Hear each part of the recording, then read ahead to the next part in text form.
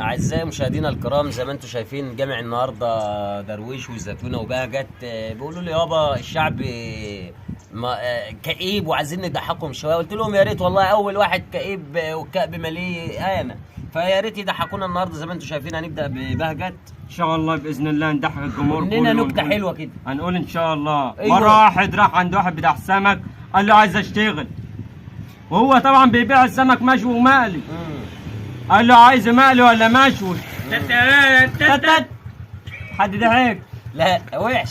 ايه ما جاتش. هنبدا بزيتونه. السلام عليكم الاول يا جدعان، واحلى مسا عليكم يا رجاله. وبقول لك في مره واحد حط رجليه في الشباك شنقل الناموس. حلو. خش على درويش. تحية خاصة للجمهور المصري. ومرة واحد فيسي في اللباس هبهب. يخرب بيتك.